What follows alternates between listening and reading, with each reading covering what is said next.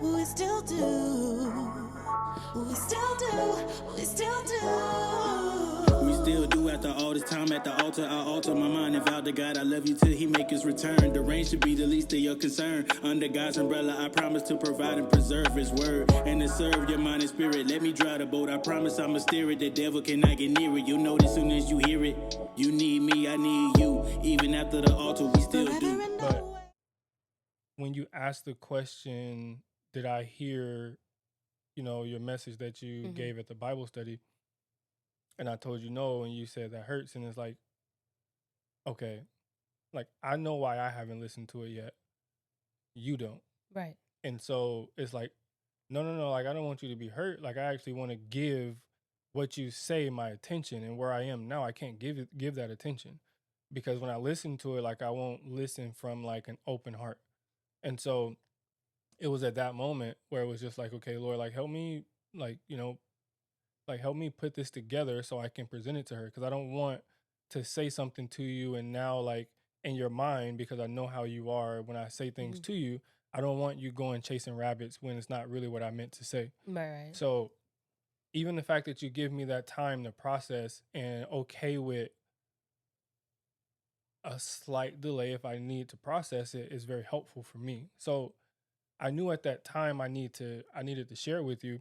And so one of the things that kept me from actually sharing it is just this feeling of like I don't know how she's gonna take this, like, because she just said like our marriage was an idol.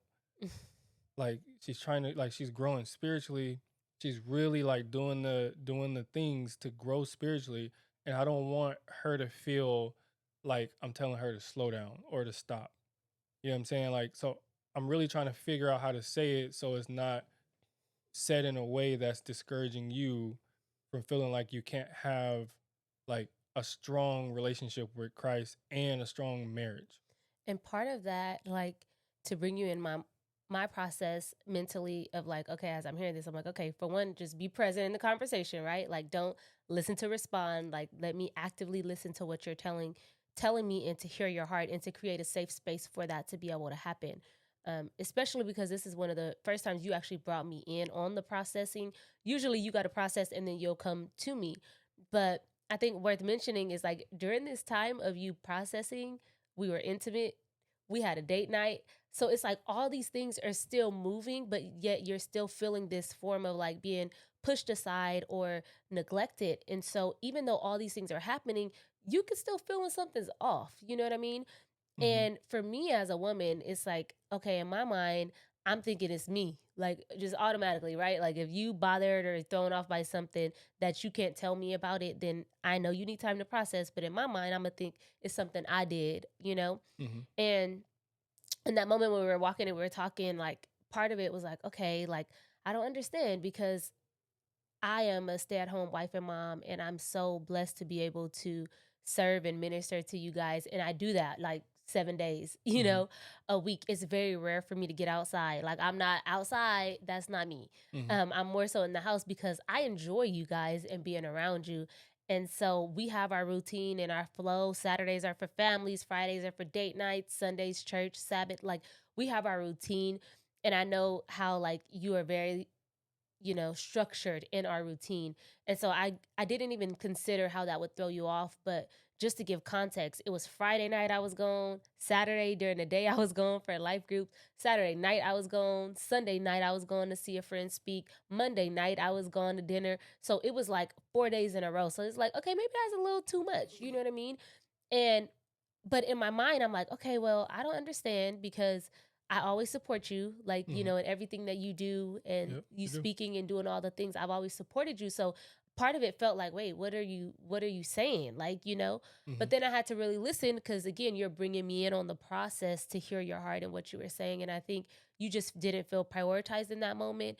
And based on my actions, I can see that, because like you said, if I'm with them and I'm giving them my undivided attention, but then I'm home and then they still getting my attention, and the few hours or whatever we have after you get home from a busy day at work, Mm-hmm. and so I can understand that. But I was like, no, don't get defensive. Like, no, don't get, don't be offended. I Mm-hmm. really have to, like, okay, this flesh likes to act up. So I had Yeah. to, like, tell myself that in my mind so I could actively listen to you and not be offended by what you were saying. Yeah. And so, like, when we were talking, when I was bringing it to you, like, just processing it, like, just talking about it, like, what came to mind, it wasn't that you were, gone Friday. It wasn't that you were gone Saturday, morning, night, and then, Sunday you're busy. Like, it wasn't that. It was the moments in between when you're with us Mm, where you're still gone in a sense. okay.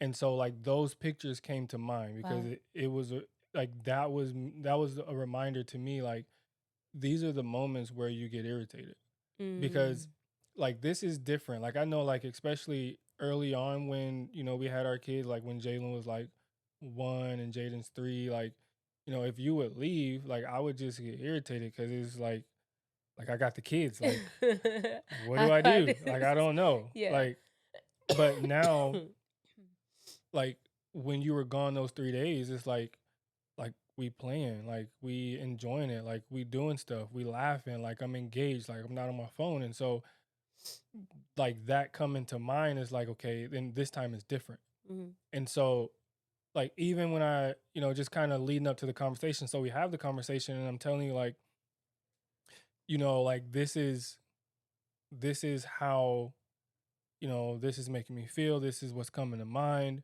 like, I'm feeling this type of way, like, this is, what I'm seeing as far as when we home. You know what I'm saying? Like, you're gone, but now thinking about it, like, it's not really the fact that you're gone. It's like I want, like, like, all of us to be here. And it wasn't until after sharing that with you that I felt such a burden lifted off of me. And the Lord really spoke to me right in that moment. Like, and what he spoke to me was actually a scripture, and I do want to read it. And so when, like, what he basically said to me was like, see, all you had to do was have the conversation. Mm, Like, all this stuff that you're dealing with, all this, like, anxiety that you have, like, all you had to do was just have the conversation. And it hit me. It's like, okay, that makes sense. What scripture is this coming to mind? Like, okay, like, I'm trying to, like, really piece it together because it's there. So, anyways, he took me to Matthew 5, you know, verses 21 through 26, and primarily 23. And it says, so if you are offering your gift at the altar, and there remember that your brother has something against you, leave your gift there before the altar and go. First, be reconciled to your brother, and then come and offer your gift.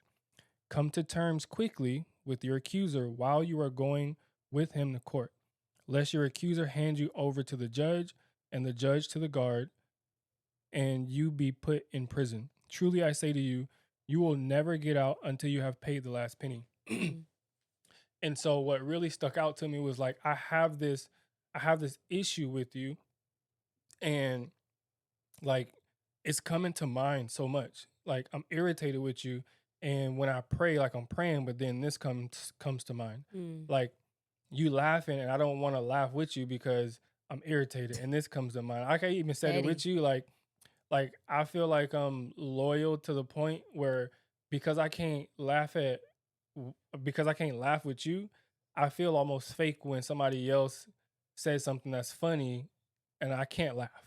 Wow. Because you like, I'm not right with my wife. I can't laugh at your joke. Yeah, it's so weird. It's like it almost makes me feel You kind real of fake a loyal. little bit. But, I feel secure. like, so that verse came to mind. It's like, I have this problem with you, and it was almost like I'm like I'm almost stuck in this prison in Mm, my mind with this irritation. It's wow. like I can't really do much. I can't really, be honest. Like we, we're intimate, and we notice the shift. Like, great time. I was about to say Great time. real great time. Great time. You know, great time. We But ain't saying that now. it was still different though. Yeah, you Like can still feel it. like so because of that, it's like, dang, like I'm just like, bro, this feeling sucks. Like I don't want to really engage in conversation. Like I don't really want to look her in the eyes when I like looking her in the eyes, because she's gonna notice something's off, and then she's gonna ask me, and I'm gonna tell her I'm good, because I Mhm. don't really want to talk about it right now, and I really don't want her mind to wonder and figure out like, well, what is it? Because it's something. Like, so really just trying to keep this poker face while I try to figure it out, but also not wanting you to get like in your head and going down all these different things you could have done wrong, when it really was just me and Mm. me trying to figure out, me trying to communicate what's an issue for me. And so like it just hit me like, man, like how many people are struggling in a marriage because they won't have that one conversation. Mhm.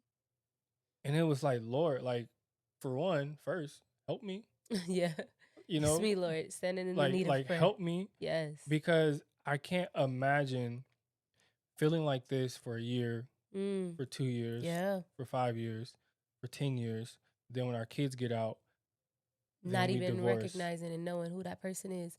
and not even realizing that it was just one conversation that Oh, led to the that's good, next. honey.